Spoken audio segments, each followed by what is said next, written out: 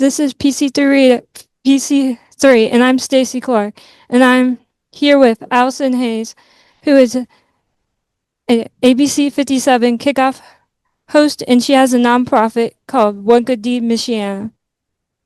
So I have some questions to ask you about your nonprofit. So first of all, what inspired you to start Good Deed Michiana, and what does it entail? We started One Good Deed Michiana back in, I believe, 2013. My husband had passed away in 2012 in a car accident. His name was Robert Fries. And we were essentially high school sweethearts. We had been together since the summer, or 3 days before I graduated from high school. And we had a little girl together and got married in 2005 and had our baby in 2008, and then he unfortunately passed away in the car accident in 2012. And so it was really just looking for a way to take a tragedy and try to make something positive out of it. It was really hard. It was really difficult to go through that, especially in a public setting. Being someone that worked in TV in our community, a lot of people knew me, a lot of people knew about it. And I remember turning social media off because I didn't want everybody to know. And it was like, there's no stopping that from happening. And so when I stopped trying to shut people out and just allowed the people around us to care for us and to show their love and support, it really helped my daughter Emery and I to sort of pick up the pieces and be able to move on. And so what we discovered during that time was that there are a lot of people in our community that really go out of their way to help others in need. And they don't do it for recognition. They just do it because it's the right thing to do. And it makes them feel good, and it's good for the people in our community. And so we wanted to recognize the people in our community who do that, who go out of their way to help others, and to show them the difference that they're making in those people's lives. We're on a nomination system. So someone will write in a letter of nomination, and it can be, something as small as helping out with yard work for an elderly neighbor, or giving someone rides to work when their car breaks down, or things like that. I mean, it's the little things that make the biggest difference, I think, for us. And so they write this letter of nomination, and we buy them a bunch of gifts and things like that like cater to their needs and their likes, and things that we hope they're not going to give away, but they'll actually enjoy. And then we present it to them. We surprise them, and we have the person who nominated them with us. And hands down, it doesn't matter how many gifts we buy, how many gift certificates, how many cool things we give them. The number one thing that they like the most is the letter that they wrote. We frame that, we read it out loud to them, because it allows that person to know how they affected someone else's life. So that's the biggest thing that we do. And that's been we are a feel-good organization. We're not curing any kind of cancer or anything like that, but we are making people feel good in our community, and encouraging people to do things like that. And then I know I'm getting long-winded, but we also do our own good deeds of our own, and we've built a treehouse for a little boy who is battling cancer. We have fed people in need during the holiday season with boxes of food and things like that. We try to help out people in need when we can. And then we also created a scholarship fund in my late husband's name, the Robert Fries Memorial Scholarship. And we present anywhere from 1 to, I think we've had 4 at most at one time every year.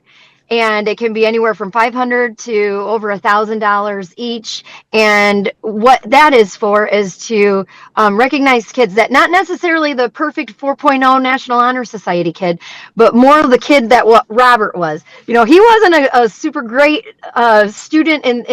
Our minimum GPA is a 2.7, because it's not always about the grades. It's about their effort.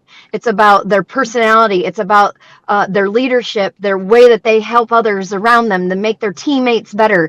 Kids who are balancing part-time jobs with sports, or programs like what you're doing, Stacy, where you've got a lot of things going on, but you also still find time to be active in your community. Those are the kids that we're looking for.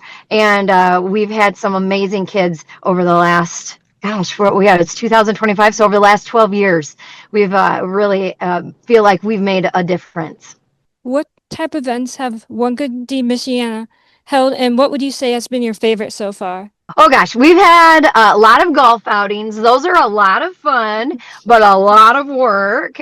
And we've kind of transitioned. So we started doing benefit concerts. Good friends of ours are musicians, and we've done them at local bars and restaurants. And then that's also bridged now into our summer event. We call it Bloomin' Fest. And my daughter's best friend's family owns Blooming Bus Farms, and it's a really great piece of property in Niles, Michigan. And they have a you pick flower field, and they've got yurts for camping, and they've got alpacas, and they have this amazing stage, and all built themselves, and it's just awesome. And so we bring out music and our arts and crafts vendors for the day, and I'm serving drinks behind the bar, and the proceeds from the bar all go directly back to One Good Deed Michiana. So, what are some obstacles that you had to overcome getting One Good Deed Michiana started? It's really just, Mm-hmm. I'm not a business minded person per se, so like learning just how to, we are a 501c3 nonprofit. So that means if someone donates to us, we can write them a receipt, and they can use that as a tax deduction as a charitable donation, and that's a really great thing to have.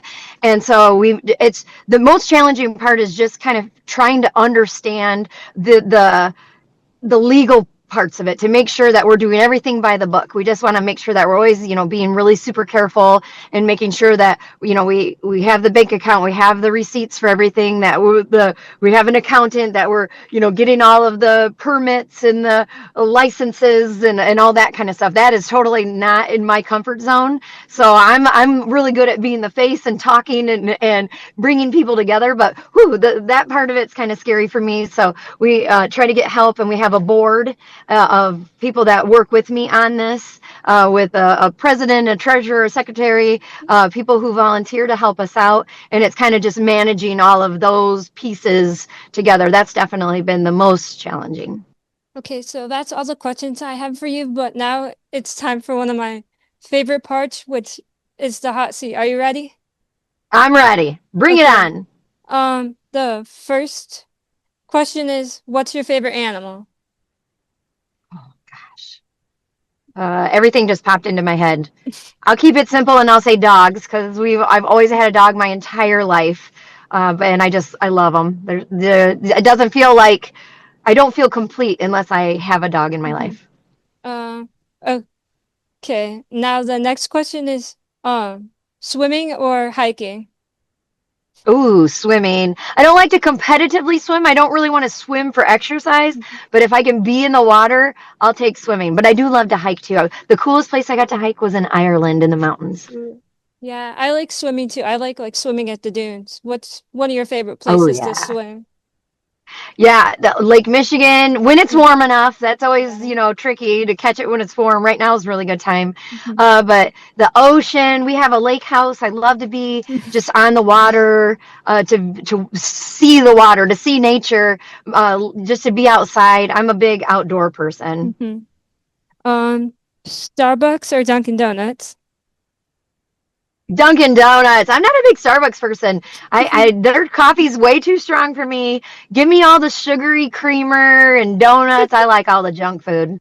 Yeah, I like Dunkin' better too. One of my favorite things to get is the strawberry donut with the sprinkles. What's one of your favorite things to get? Ooh, I like a Long John. I like with the cream filling. Yeah. Um, hmm. If you could go anywhere, where would you go? Oh gosh.